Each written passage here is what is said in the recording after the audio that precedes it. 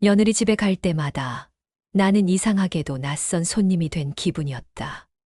분명 아들 집인데, 분명 내 피와 살을 나눈 자식이 사는 집인데, 문턱을 넘는 순간부터 나는 조심스러운 방문객이 되었다.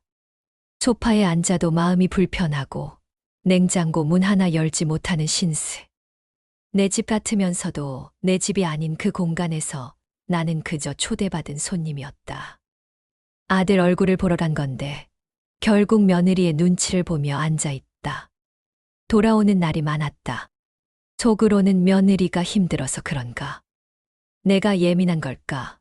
수십 번을 되뇌며 마음을 다잡았지만 그래도 서운한 마음은 어쩔 수 없었다.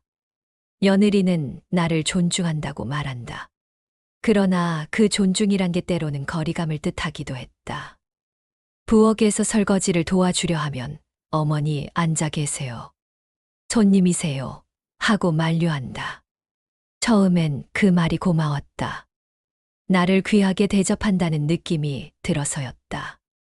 그런데 시간이 흐를수록 그 말은 차가운 벽처럼 다가왔다.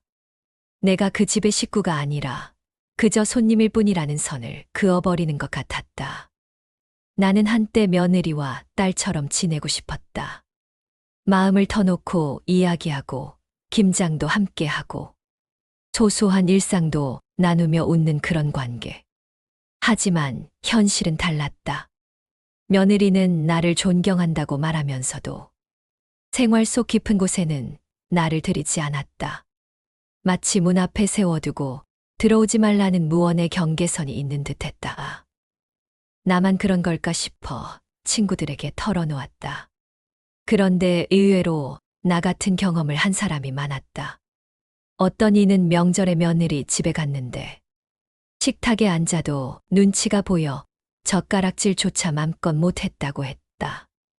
또 어떤 이는 손주를 안아보려고 했더니 며느리가 지금 자는 중이라 건드리면 안 돼요 하며 단호하게 막아섰다 한다. 순간 그 친구도 나는 그냥 이 집의 외부인일 뿐이구나 하는 서글픈 마음이 들었다고 했다. 생각해보면 우리 세대 어머니들은 시댁 어른을 모시며 살았다. 밥상 차릴 때마다 시어머니부터 챙기고 살림도 함께하고 가족이란 울타리 속에서 희로애락을 나눴다.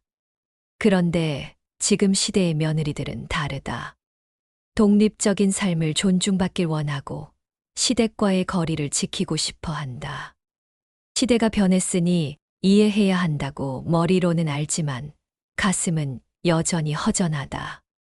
며느리 집에 가면 손님 취급받는다는 말은 그냥 농담이 아니다. 나 같은 사람들에겐 뼈아픈 현실이었다. 그 집에 가서 내가 할 수 있는 건 며느리가 내어주는 과일을 조심스레 집어먹고 몇 마디 안부만 나누다 돌아오는 일. 아들 집에서조차 내 자리가 점점 사라지고 있었다. 어느 날은 이런 생각까지 들었다. 내가 정말 손님이라면 차라리 안 가는 게 나을까. 하지만 손주 얼굴이 보고 싶고 아들 얼굴이 그리워서 결국 또 찾아간다. 가면 또 같은 상황이 반복되고 돌아오는 길엔 씁쓸한 마음이 남는다.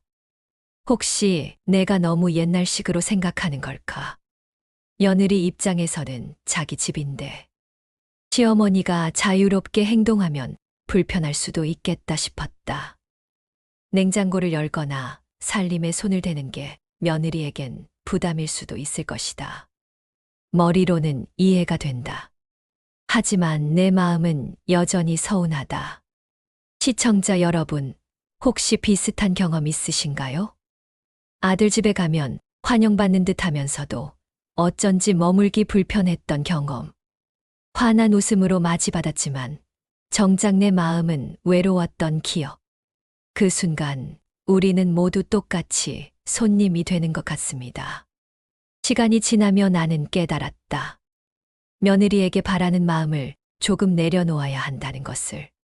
딸 같은 며느리를 기대하기보다는 그냥 아들의 아내, 손주의 엄마로 바라봐야 한다는 것을.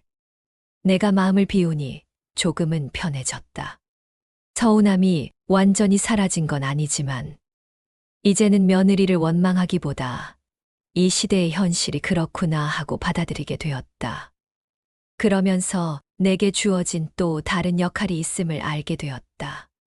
손주들에게 따뜻한 할머니가 되는 일, 아들에게는 늘 뒤에서 지켜봐주는 엄마가 되는 일, 며느리에게는 부담스럽지 않은 시어머니가 되는 일.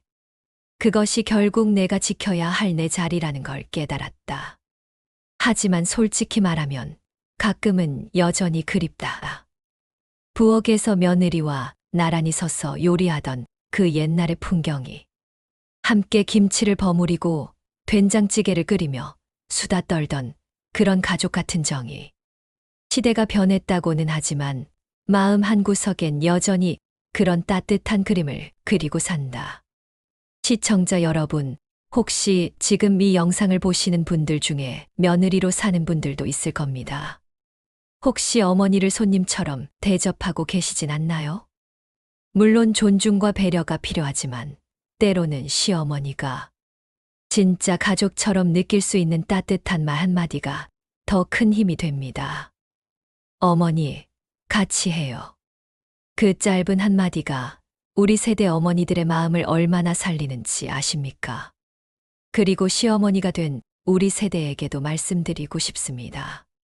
며느리에게 너무 큰 기대를 걸지 말자고.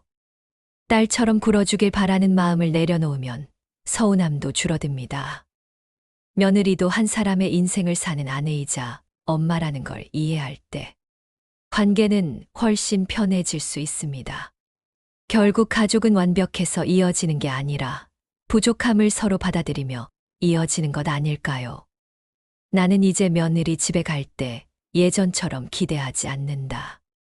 대신 손주와 눈을 맞추고 짧은 시간이라도 아들과 대화하는데 의미를 둔다. 그리고 집으로 돌아오는 길에는 혼잣말처럼 속삭인다. 그래, 나는 손님일지도 몰라. 하지만 그게 내 자리를 지키는 방법이라면 그것도 나쁘지 않지. 이렇게 내 마음을 다스리며 산다.